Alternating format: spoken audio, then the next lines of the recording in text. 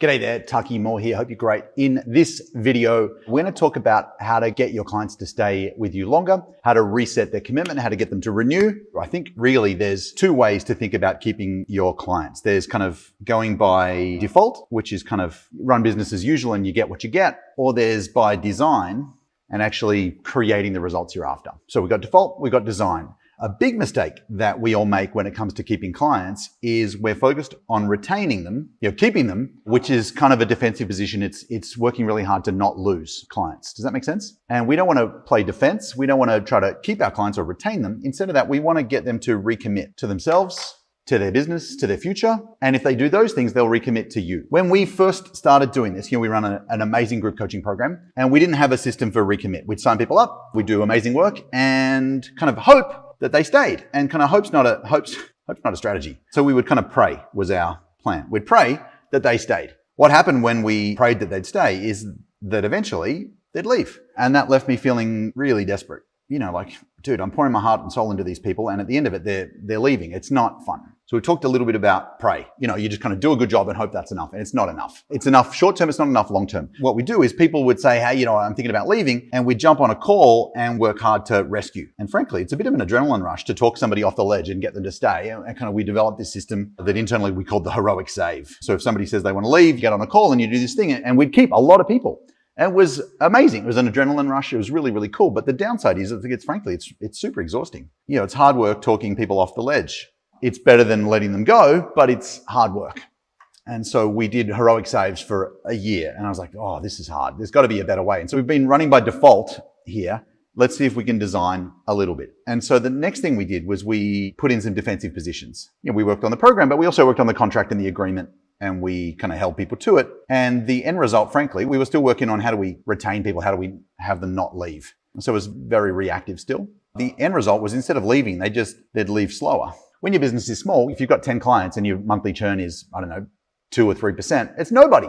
But as your business grows, it becomes a real problem. And so then what we started to do was started to lead. And this is kind of where it started to get good. Instead of just getting people to not leave, we started to get them to recommit to themselves and their future and their business. And then by default, they would choose to be with us. The end result was people would stay, which is awesome. And it just gave us a ton of confidence that the business model had legs and that the product was good. When things really started to pop, though, was when we did the final piece. And the final piece was where we started to design recommitment pieces instead of people leaving or even just staying. We were able to scale, and we did it by a leveraged model. In other words, it's designed into the program.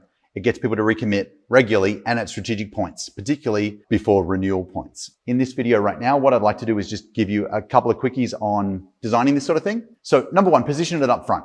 We want to be clear up front about how longevity works, how renewals work. And so we'd frame a 3-year journey inside a 12-month commitment with a 90-day love it or leave it. So that's a commitment question. The commitment question is we're going to agree to work together for the next year. And after that, as long as you're loving it, we'll go month to month as long as you're happy. And the 90 days was a return on investment, love it or leave it, kind of take the risk out piece. So we want to position renewals up front and make sure it's clear about how all of that works. Number two, we want to figure out what somebody who's been through the basics of your program wants and needs, and bake in some extra levels of service, support, content, coaching, community that if they stay, they get all the extra goodies that they now need, given that they've got the basics in place already. Third, the worst time to have a renewal retention conversation is when somebody's asked to leave, because now you're playing defense. We want to get in early. And so our job is you figure out the points at which people are expressing a desire to leave, and we put a strategic intervention immediately before that. So if people leave in 3 months, at the 2-month mark or the 2.5-month mark, we want to put an intervention in. We want to deliberately put in an intervention in place that brings up the conversation. As part of that process, we want to review them, not review you. Sometimes when people want to leave, they're like, hey, I didn't like this and this isn't worked. And we want to review their performance because assuming your program's good, the deciding factor on whether somebody wins or doesn't is about the working relationship and their engagement. And so we want to review them. If you think about your performance, your participation in the last 3 months, 6 months or year, what did you do that really worked in terms of you getting the most out of us? What did you do that didn't work, or what could you have done that you didn't? If you had your time again, how would you do it differently? And then having a conversation about, would it be okay if we played that way from now on? We want to review them, not you. The final piece is just designing out a group model where you can let them drive, where you can show them their options and let them choose the smart one. If you've done all this pre-work, the smart option is having them commit to putting their foot to the floor and accelerating. So that's a little bit on this. What I'm going to do right now is just give you 2 quickies. Firstly, a one-on-one, and then secondly, a group model. So we can just reach out. Again, get in early. Hey, it's been a while since your original game plan or your original kind of onboarding or strategy session. Lots has changed. Would you like to jump on a call and make a new plan together? They're going to say, of course. And then on that call, we're going to do a few key things, 9 things. Firstly, we're going to pre-frame. Hey, it's been a while. I just wanted to get up to speed. Let's talk about what you've achieved so far. What are you proud of? And why is that a win? And that's going to build a sense of kind of energy and momentum. Secondly, review them. Let's look at your participation and engagement. What did you do well? What could you have done better? Knowing what you know now, what would you do differently next time to get more out of us? Okay, and then let's look at the present situation. What are your biggest challenges right now? And how do you want things to look differently this time next year? Probe. What are the top 3 challenges you got for the next 90 days? So we're going to go from year vision to like immediate focus. What are the top 3 challenges? Perfect. Okay, so it sounds like you really need to ABC, right? Then we can schedule a future one-on-one appointment on the other side of the renewal date. So we can free you up to do XYZ. We can talk about money, etc. Again, the script is in the sheet. And if you want the sheet, just comment, hit me below. What I'd love to do though, is to map out a group model, which is really where the leverage piece came out. This is called the performance curve. We ran it in the afternoon at lunchtime, a couple of hours later. And of the 18 people who were there present, who were up for renewals, 16 said yes, and 2 scheduled a follow-up call. So it was much more efficient than doing these one-on-one save conversations. I'm going to just pretend that you're a client who's up for renewal. Okay, so if we think about your performance and results over time, this is where we started and this is where we want to get to. And working with clients for whatever it is, 10 years now or 20 years now, or however long you've been doing this, it's never a straight line. It's always a curve, right? Starts off slow, gets better and better and better. Would you agree? Of course, everyone agrees. If we look back on the work we've been doing with clients, people seem to go through 3 sort of phases. Phase 1, foundation. In the foundation phase, it's all new. You're brand new into this world. There's a whole bunch of new skills to learn. That's a plus sign.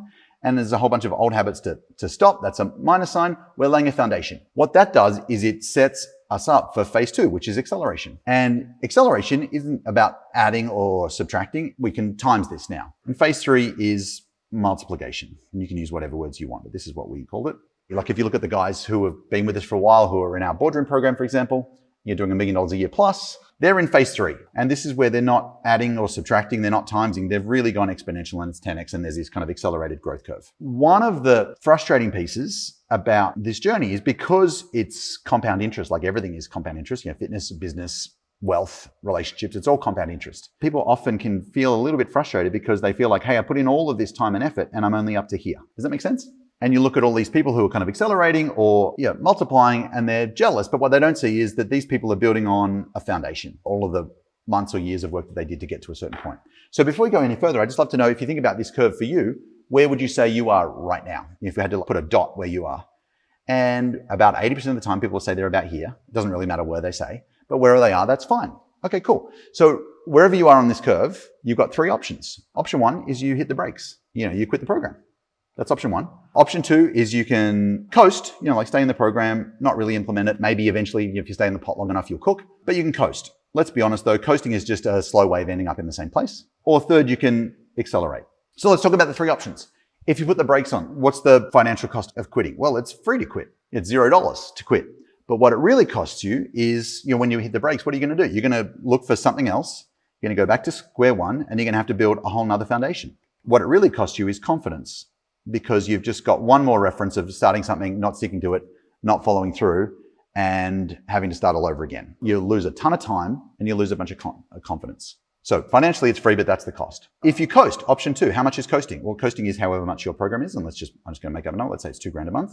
That's the financial cost of coasting. But what the real cost is the gap between the results you get down here and the results you really want up here. This delta is the cost. And so what it costs you is momentum and results.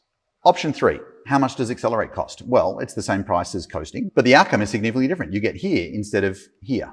So if you were to accelerate, there's some things that you need to do and some things that we need to do. What you need to do is choose. Choose is a better word than decide. It's lighter. You just need to choose. I'm going to accelerate. At our end, we need to support you. So what I'd love is just to have a quick conversation about how could we support you best? What would you need in terms of training, support, basically content and coaching, community, to help make sure that you're on the right path. And they're going to give you a list. And the list is probably stuff that either you've got that they're not using or that you could quickly add, like 90% of instantly actionable, useful stuff for you to make your program even better. So let's say you choose and we support. That's the pathway to accelerate. So right now we've got a choice. Would you like to A, hit the brakes, B, coast, or C, accelerate? And you just have people choose. If it's on Zoom, they're just typing in a word. If it's in a room, they're just going to write in a post-it note with their name on it and give you, that's how we used to do it back at the live events. Or they can just tell you, I'd like to hit the brakes, I'd like to coast, I'd like to accelerate. And just say, so if you're going to coast, no one ever chooses coast, but if you're going to coast, happy to have you in the program. We love having you here. Again, it's a matter of time. Eventually, if you're in this environment, things are going to work out great. If you're going to accelerate, then here's what's going to happen next. And you just kind of pre-sell the cool next thing that's going to happen on the other side of their choice. And if you're going to hit the brakes, then we'll have a one-on-one conversation and we'll kind of leave as friends. So again, this is the leverage path to renewing clients. What I love about it is it puts them in the driver's seat. It's by design, not default, and it's about recommitting people instead of kind of hoping, praying, rescuing, or defending. It's leverage and has them commit to themselves and their future, and then as a byproduct to you. So listen, I hope this has been useful. If you want a copy of the worksheets, then just comment, hit me below, or you know what to do. I've said this a couple of times already, and I'll see you on the other side.